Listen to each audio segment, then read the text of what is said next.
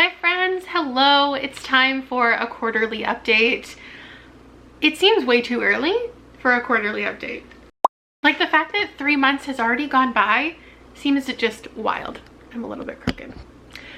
Here's everything that I read. There's a couple placeholders in here, so like don't look too close. But this stack is a representation of everything that I read in January, February, March. It's a big stack. I read 59 things. If I had known that before filming this, I would have tried to squeeze in one more thing, but I just added everything up and it's 59. If you're new here, or if you're old here, let me give you a refresher.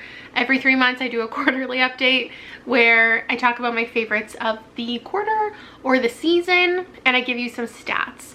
I know that this is like the low time on YouTube for views, so like maybe you haven't watched the videos in which I read these. So I thought also, since I had to tear apart this stack anyway to find my favorites, maybe I'll also go through like what I read them for, what video, just for fun. So much fun. Aren't we having so much fun already? Okay, let me tell you my first favorite stat, and that's my ratings, because what a life I'm living right now. My highest rating, like if you segment it into my 5 stars, 4 stars, 3 stars, 2 stars, and 1 stars, my 5-star section slice is the biggest. The biggest. If you are new here, that might not sound like such a big deal, but for me it is. In some quarters in the past, multiple quarters, I have had no 5 stars. I usually have a handful, but this time I had like 21. A third of my reads were 5 stars. Some of them were rereads, but not very many. Then the next biggest amount, I'm pretty much tied for 4 and 3 stars. And then 2 stars isn't that far behind. I read some losers. Sorry. And then a couple 1 stars. More 1 stars than I would like, but I read 19 books in January, 25 books in February, and 15 books in March. Hopefully that math adds up. The majority of what I read was adult, with somewhere between 15 and 20 young adult and 3 to 5 middle grade. As far as genres, it was tied between contemporary, mystery, and fantasy. Those are all at the top. And then a good sprinkle of nonfiction, sci-fi, a little bit of poetry, historical, anthologies, plays. Oh, and a good chunk was horror too. So those are my general stats. We get through that so quickly. That's why I thought it would be fun to go through like what I read and why. Let me get a good angle so you can see it fall on me, because I have a bad feeling. Actually, no, I'll do this carefully. Okay, you're good. Your turn. Nice. Okay, give me 1 sec. Okay, I have it all organized and I'm going to go in order of how many books I read for each video. The most amount of books that I completed for a video was the one where I read Booktuber Favorites. There it is, from 2021. Oh, also in my 5-star slice, I included 4.5 stars. So, just so you know. The standouts from this video were Migrations by Charlotte McConaughey, Come Closer by Sarah Gran, Amari and the Night Brothers by Bibi Alston, Finley Donovan is Killing It by Elle Cosimano, Ring Shout by P. Jelle Clark, When You Trap a Tiger by Tay Keller, and The Dark Descent of Elizabeth Frankenstein by Kirsten White. These weren't all duds necessarily, the ones left over, but those ones were like the standouts. And they look so pretty together. Next most amount of books I read for a video. I wasn't planning on reading this many, but I ended up getting through the entire TBR, and that was the lowest rated books on my TBR. So books that other people didn't typically love, and I tried them all out. In some cases I agreed with the people, in some cases I really didn't. And the winners from this one were Leave the World Behind by Rumaan Alam, When I'm Through With You by Stephanie Cohen, and The Last Final Girl by Stephen Graham Jones. The rest of the stack is anywhere from 1 to 4 stars. Next up, I read 6 books, 6 years worth of TBRs. So I make a most anticipated video at the beginning of every year. I did a reaction to it, and then I picked one from each year. And the best ones to come out of that video were Unburied Carol by Josh Malerman, The Weight of Our Sky by Hannah Alcalf, and The Darkness Outside Us by Elliot Schrafer. I read 7 books in my rereading childhood favorites from 10th grade. This is always a fun experience regardless of if I like the books or not, but I kept my rating of 5 stars for Carrie, Macbeth, and Hamlet, which isn't surprising to anyone. I completed 5 books in this random weekend vlog I decided to do based on this book challenge thing I was tagged in on Instagram and immediately purchased. These were things already on my TBR. Actually, well, most of the things that I'm talking about are already on my TBR. I'm just finding excuses in videos to read them, or the theme of the video is what made me read them sooner than I might have on my own. I think the only 5-star from this video was Recitative by Toni Morrison, but I didn't dislike anything here, so that's exciting. I read 3 books in this vlog, which was the finale to my drunk versus high video personal project. And unfortunately, none of these went well for me. Not to spoil that vlog. You probably weren't gonna watch it anyway. It's getting terrible views. I read 2 books for this video. I am doing an art series where I pick up a new hobby for a month and listen to some audiobooks. So I listened to the audiobooks and read physically a little bit of both of these.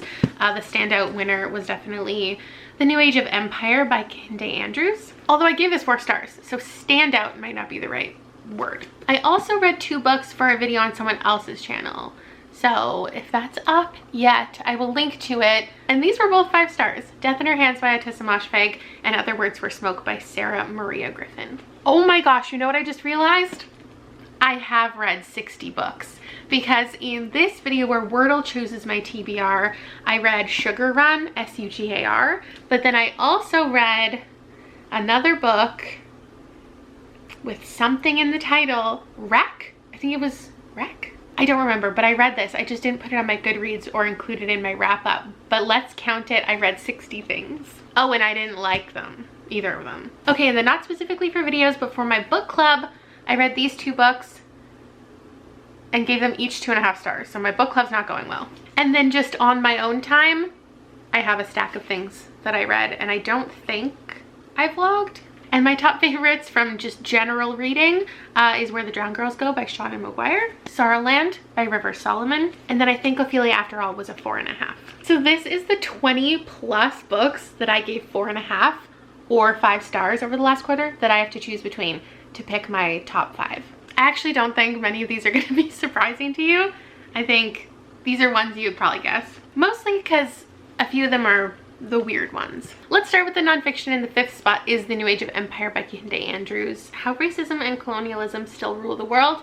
This is a historical but super engaging and well organized nonfiction. It talks all about power structures and enslavement and relationships between various countries and parts of the world, and how imperial traditions have and continue to just like fuck everything up. It brought forth a lot of familiar conversations, but then a lot of new information that I've never like learned before. The audiobook is fantastic and I would recommend it to like everyone.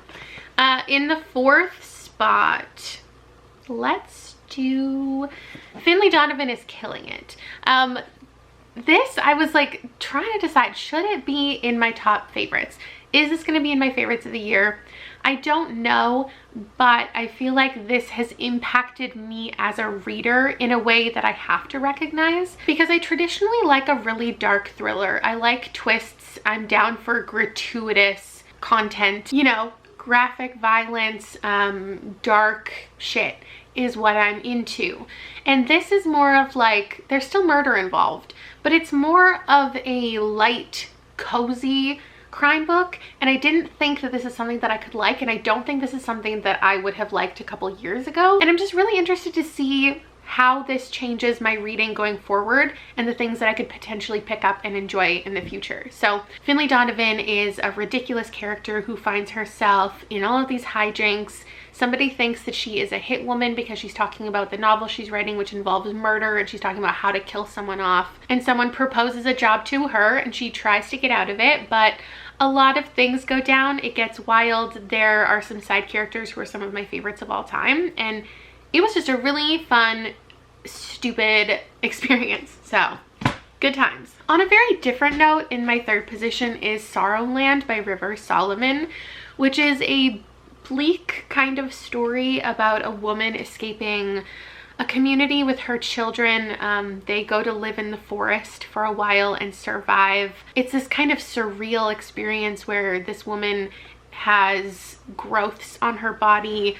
She has certain like abilities while also just like living in the real world, navigating romantic relationships, caring for her children, all the while there's people trying to find her, whether they're real or a ghostly presence.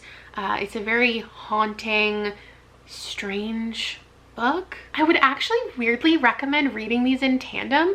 I think there's a lot of metaphor that you could take away without like reading the text of this, just understanding general ideas about how Black folks are treated in America, exploitation, colonialism. But when you pair them together, I think you'll see a lot of like themes potentially that you might not have if you don't have, I'm sure most people have a historical context generally about colonialism and slavery, but if you don't, highly recommend that pair. In the number 2 spot is Death in Her Hands by Ottessa Moshfegh. I love that people knew that I would like this, and as soon as I hauled it and showed that I was reading it, a lot of people were excited for me to get to read it, because I think a lot of people go into this, I went into it with no expectations, so I'm glad for that, because I could have gone into it like a lot of people seem to, thinking it's going to be a mystery thriller where there's like something to solve, because it's hard to categorize this. But also I think if I had looked too much more into it, I would have assumed it wasn't for me because of the people who I see read it, and their general reading often is a little too sophisticated for what I think I'm gonna like. So I feel like it's fun to be finding some common ground with this and some other things that I read this quarter that I don't think I would have picked up if not pushed to for various reasons. This is about a woman creating a fictional story. I think it's just a big meta book about novel writing. We have this woman walking through the woods and she finds a note about a murder, but there's no like dead body, there's no evidence, there's no clues, it's just a note.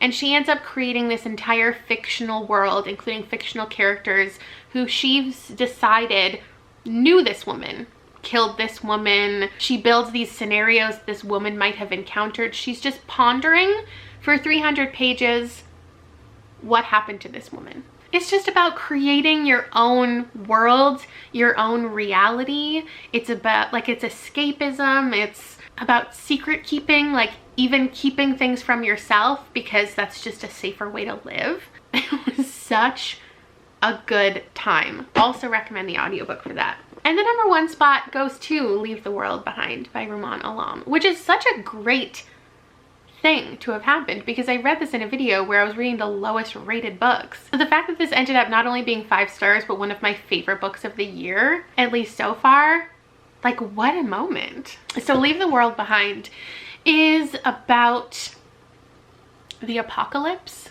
but not really. It's about an Airbnb vacation, but not really. It's about 2 couples living under the same roof and their dynamic, but not really. It's just this strange little experience where, again, by the end, you don't feel satisfied. You don't feel like anything has been solved, and just what a magical feeling.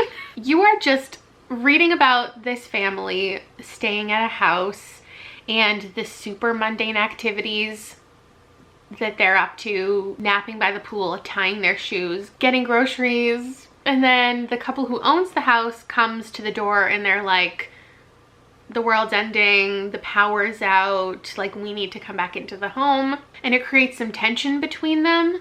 But then you're still just reading about like random thoughts and experiences, and the narration style is like this overseeing voice, and like casually references things happening in other parts of the world but that the characters will never know about, or references like what the future looks like for these characters, but not in a clear sense. Don't get me wrong, there is some plot in here. If you've read this, like you know what's in it, but for people who haven't read it and are trying to figure out if they should read it or not, like I just don't want people to pick this up and hate it, so I need to make it sound like as dull as possible so you go into it with the right expectations. So let's just wrap it up there. Those are my top 5. Where the Drowned Girls Go by Seanan McGuire is a real close 6th, just so you know. I just had to say it because it's one of my favorite books in the series. That's it. These are my top 5, but you got to see all of my 5 stars, which I feel like I was gonna say sometimes I miss out on in my quarterly updates, but it's probably more so that I don't have that many 5 stars. But I'm glad I got to run through it all, and I will link all the videos down below I mentioned in case one of them does intrigue you. But otherwise, I would really, really love to hear what your favorites of the quarter have been so far. 3 months into the year, what has made an impact on you? I would love to hear about it down below. I'd love to chat with you about it, and I will see you soon. Bye.